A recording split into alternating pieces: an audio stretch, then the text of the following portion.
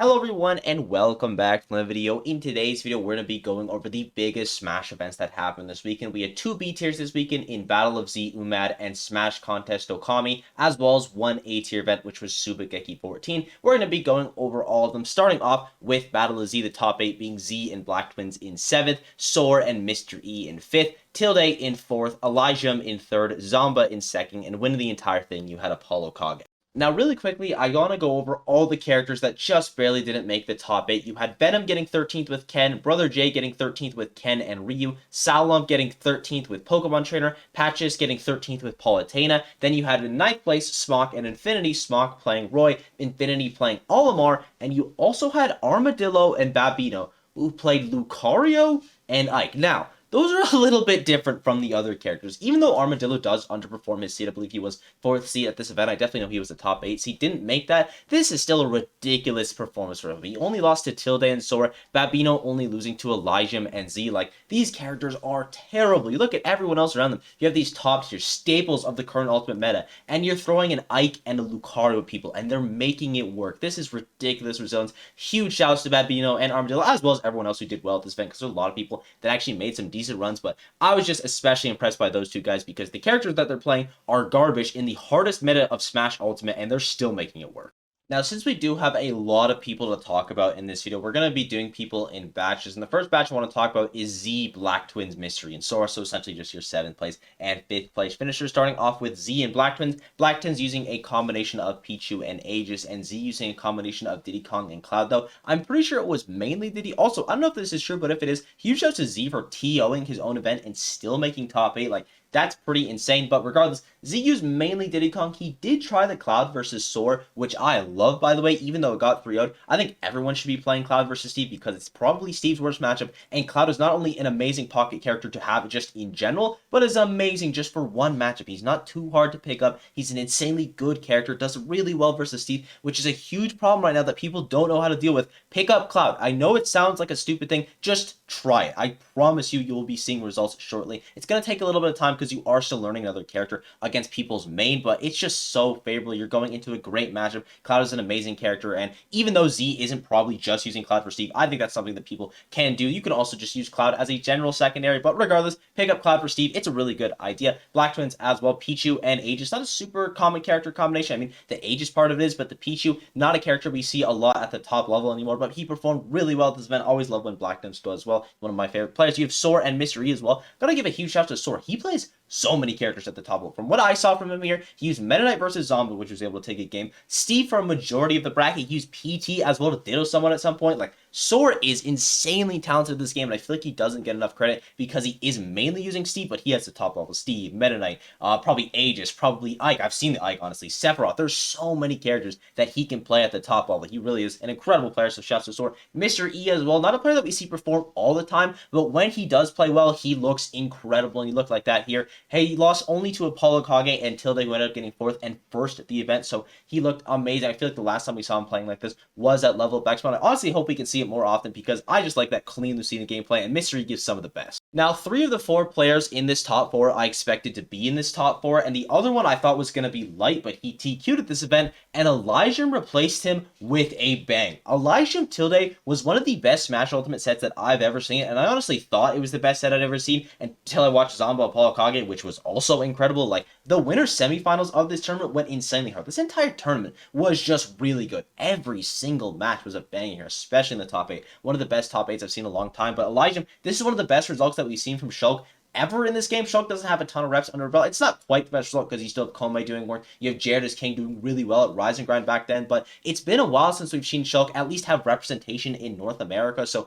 really strong performance from Elijah Mir. He's looking to be one of the best Shulk players in the world, definitely in the top 3 again. There's not a ton of them, but Elijah is one of the best of the best. You have Tilde getting 4th. We haven't seen Tilde at an event in a really long time, at least an event of this caliber, so I was happy to see him performing. He does give that crispy, clean gameplay. And our top 2 was Zomba and Apollo Kage. Now, I predicted Zomba to win this event. Apollo Kage looked unreal. He was looking so good. He just lived forever. Zomba did too. Again, I highly recommend you watch their set, at least the winter semifinals one, because that was one of the best sets I've ever seen Smash Ultimate. I cannot reiterate it. Please just go watch it. It is incredible. But Apollo Kage looking really strong. That title of best snake, I mean, it's already kind of given to him 100%, but he's only cementing it more and more. This is one of the biggest events he's ever won. One step away from winning a major. You have Zomba collecting his major recently, and then he does well at this event. Like, Zomba is on a roll right now. I know we said it a lot, but Japan did something good for him. So huge shouts to Apollo Kage and Zomba. Both performed here. Tilda and Elijah as well. They looked amazing in this event. And really, all these players are just people I'm excited to see in the future. Next up, you have Smash Contest DoKomi, starting off with our top 8, which has Dryby and Momon in 7th, Jaka and Addy in 5th,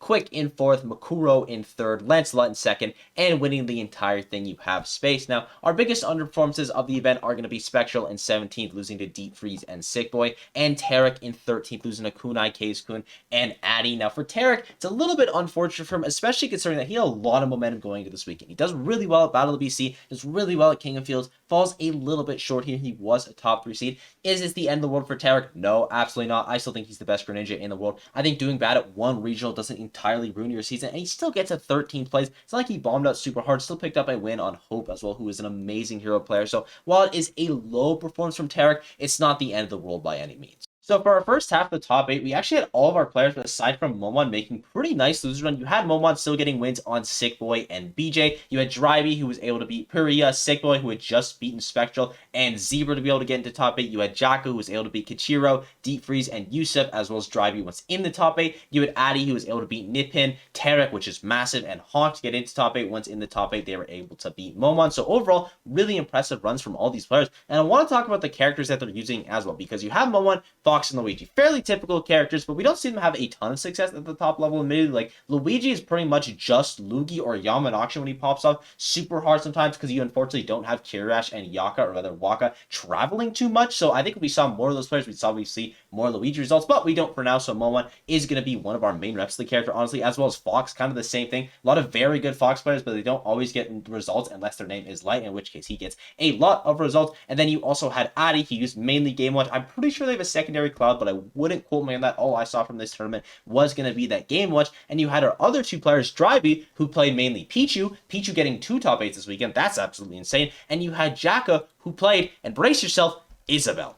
I don't know how you top 8 local with Isabel. Top 8ing a tournament of this caliber while beating players like Dryby, like Yusef, like Defreeze. That is insanity. Really nice run from Jaka. Probably the best Isabel result we'll see all year, to be honest, unless he tops himself. Like, this is a ridiculous run. Same thing with Dryby as well. You're not seeing Pichu get results. It's just insanity that him and Blacktons were able to do so well this weekend. Though I'm pretty sure that Dryby was pretty much solo Pichu. You did have Blacktons using a little bit of Aegis. I think most notably he used Aegis versus Sora to be able to get that dub. So huge shout out to Dryby and Jaka for their low tier wins, as well as just Addy and Momon for playing out of their minds. Even with good characters, it is still very hard to make runs in this game because there's so much more cover. You can play a bad character and have a lot less info on your character, but just have a lot less tools in general. And you can play a character like Luigi, like Fox, like Game Watch.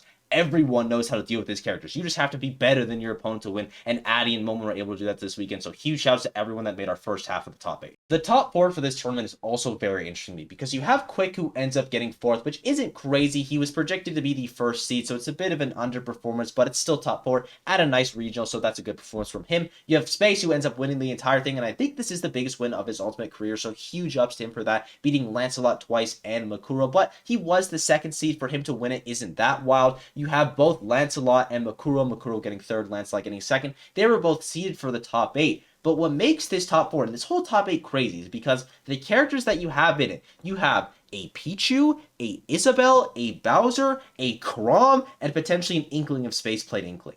That doesn't make sense. This is 2023, and we are having Isabels and Chroms. The last time a Chrom has done this well at a tournament of this size was Shoyo James. This run from Lancelot is ridiculous. He beats Jaka, Quick, Makuro, loses 2 sets to Space. Makuro as well beats Quick in Bowser, Samus. How does that even happen? Like, this is one of the best runs we've seen from Bowser a little bit. Obviously, you have Hito, who is dominating Japan, but outside of Hito, Bowser is a character that's somewhat dead in the water. Makuro has a really nice run with him.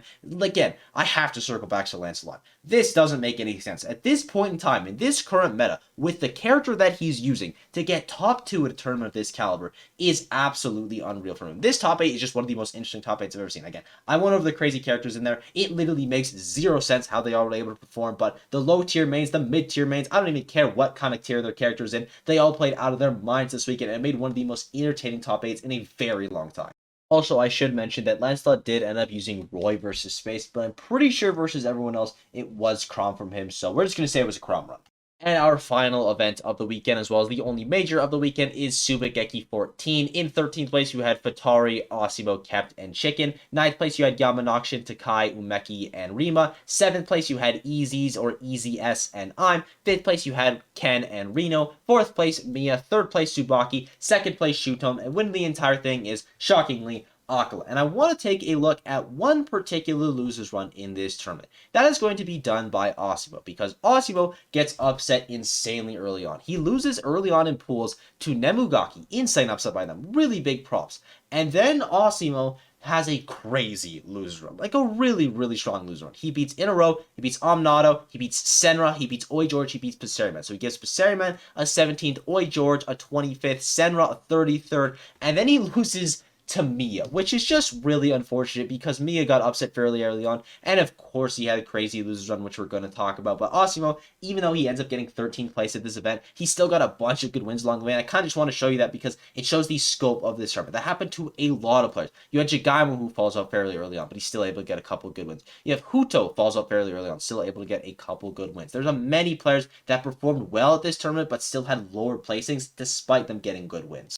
I want to talk about a couple losers runs before we get on to the top 8 as well, starting off with Chicken, who was able to beat Nemugaki, Yuzu, TKM, and Toraguri for a 13th place. And we've said it before, we'll say it again, how does Toraguri get 17th place at a major with Banjo-Kazooie? No one else in the world could do this. I don't care if it's MKLeo, Akala, maybe Tweak, Spargo, no one could do what Toraguri is doing with this character. It is insanity how consistent he is, how high he places, how competitive he makes the sets that he loses with Banjo-Kazooie. He makes his character look like clockwork. It is so impressive. You just gotta give him shoutouts every single time. Chicken as well, fighting that battle of who's going to be the best Diddy Kong player in Japan, which I feel like is a battle that is never going to end at this point because there's so many of them, and they all continually perform at the top level. So going to be very curious to see if someone finally pulls ahead there. You have Yamanakshin, who's able to beat Mao, Minoru, Noi, and Chicken to be able to get a 9th place in the loser side of bracket. He's been doing really well as of late. You have another Steve who doesn't make a crazy loser run, but ends up getting 9th place with a combination of Steve and Ness. That is going to be Rima, who beats Huto and Futari. This is kind of the first run we've seen from Rima at this level, so I hope to see them again. They look really impressive here, and you got to give huge shout outs to players that are on the up and coming. A lot of them right now in Japan, feels like the secret to it is play Steve at some level, which obviously makes sense. Akala's influence, they get the way, but they all have secondary characters, except for maybe 33 Parent Box. I would say of all the top Steves right now in Japan, he's the one that doesn't use secondaries the most, but I think he has a couple secondaries. But you have Yamanashi using a combination of Steve and Luigi. You have Rima, who's using a combination of Steve and S. I think it's really interesting how there are some matchups that Steve does get botted on super hard that people feel the secondaries are necessary. Now, are the secondaries actually necessary? I think that's an argument for another day, but regardless, huge shouts to Rima and Yamanakshin for their 9th place finishes. And the final loser run I want to mention is going to be Kept, who's able to be In a Row, Aka, Gorika, and Ryuo for another nice 13th place. I feel like I haven't seen Kept at the top level in a little bit, and this is a really nice run from him. On to the top 8. In 7th place, you have I'm and Easy. Yes, starting off with I'm, who's able to get wins on Uame, Passeriman, and Takai, only losing to Akola and Ken. And I would say that I'm is by far the best Sheik in the world. I think the only people who are even in contention for that title are Mr. R and Rox. And Rox is just because they haven't really proven themselves yet, but they are the caliber player to potentially be the best Sheik in the world, but I can't really give it to them just because, again, they don't really have the results. They just haven't had the chance to. I think WebJP is another really good Sheik player that could potentially steal it, but as of right now, I'm just looks like he's got this character figured out. He's looking really good, has a bunch of good results throughout the season, has a couple lower ones as well, but that's going to happen with a character like Sheik. They are extremely hard. Seibugeki seems to be Ives tournament as well as the last one. He ended up getting a 4th place, so top 8s back-to-back, and Seibugeki's got to be feeling good about that. You have Easy S, formerly known as Aegis, who was able to get wins on players like Noi as well as Rima, but most notably, he was able to beat Mia 3-2. He beat Mia, which is just crazy. We saw him pop off super hard at Delta 4 AZS, then he fell a little bit under the wayside, didn't do amazing at Calgary UB10 or Wave Champions 2, which was only a regional, and then this event, they just went crazy. I'm so happy to see it as well because I love Terry and I think this character is broken, and the fact that a Terry player has beaten Mia allows me to finally spread my propaganda again, so huge shouts to EZS for that. That makes me feel really good. In 5th place, you have Ken and Reno, starting off with Ken, who's able to get wins on Mao, Kept, and Fatari before losing to Reno, so bit of a spoiler right there. But in the loser side of bracket, they're able to beat Yamanakshin and I'm, and then losing to Shuton, which he has a 16 and 32 record against, so kind of just unfortunate that they fell into each other in the loser side of the bracket. But Ken, he was the 5th seed, he ended up placing 5th. It's nothing too crazy, but it does show resilience to get upset by the run of the tournament and still be able to have your wits about you, still be able to get into that top 8. So Ken, he should be happy with that run, all things considered. But let's talk about the run of the tournament, which was Reno, who played a combination of Byleth and Sephiroth. I think it was mainly Byleth that brought them success this tournament. They were able to get wins on players like Ken, Kananabe, which are massive, as well as shutting down the other run of the tournament in Rima. Like, Reno played insane here. Beating Ken is something that is very difficult to do. I mean, there's a lot of top players that are always hard to beat, but beating an established top player who plays Sonic, that's another big boundary to be able to break. So huge shouts to Reno for that. This is the first time we've seen them perform even close to this level, and I really hope that we can see it again. In 4th place, you have Mia. 3rd place, Seibugeki. Starting off with Mia, who, as I said earlier, got upset very early on by EZS, but it is Mia. He makes the losers run, beating in a row Suinoko, Ryuk, Matsunabe, Asimo, and Umeki to get in the top 8. Once in the top 8, he's able to beat EZS and Arena before losing to Shuton. This is such an important losers run from Mia because his season is very volatile. He has one of the worst placements with a 49th out of anyone in consideration for the top 10, and even with that placement, his season has been so good that he could still be top 3 in the world. When he lost to EZS, I thought, oh no, all that hard work that he's put in just to get a 33rd right towards the end of the season to mess everything up, Mia was determined to not let that happen. And even though it is an underperformance in terms of seeding, he should still be incredibly happy with that, knowing that his season is still secured. He still has potential to get that top 3 spot, and he's just should be feeling really happy about that. Huge shouts to Mia for that recovery. Seibugeki as well, who after watching Japan 24, I thought Seibugeki was the future of Japan. After watching this tournament, I know that Seibugeki is the future of Japan because he popped up